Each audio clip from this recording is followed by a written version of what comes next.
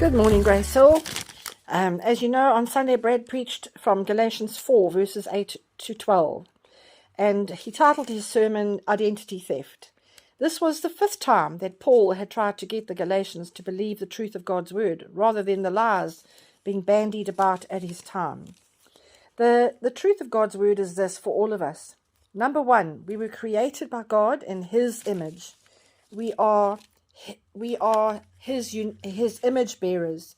And if you read in Genesis 1 verse 26, he said, let us make man in our image, in our likeness. This was our first identity given to us by God.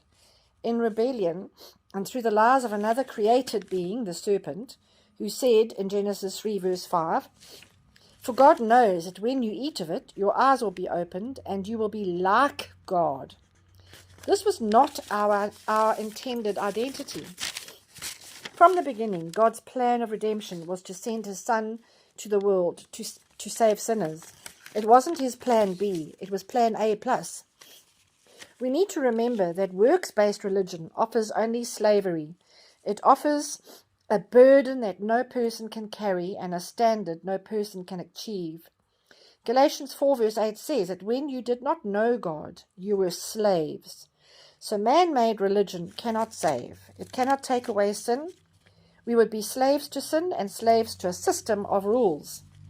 The second thing we need to remember as his children are that we've been adopted. Romans 8 verse 15. You did not receive a spirit of fear that makes you a slave again, but you received the spirit of sonship. In fact, in Isaiah 2 verse 23, he calls us his beloved. We are his beloved. Thirdly, we are heirs. Galatians 3 verse 29 says that we are beneficiaries of the promises made to Abraham. I encourage us all to hold onto the truth of God's word, believe in his promises. Do not listen to the lies of the enemy. God is all we need and no more.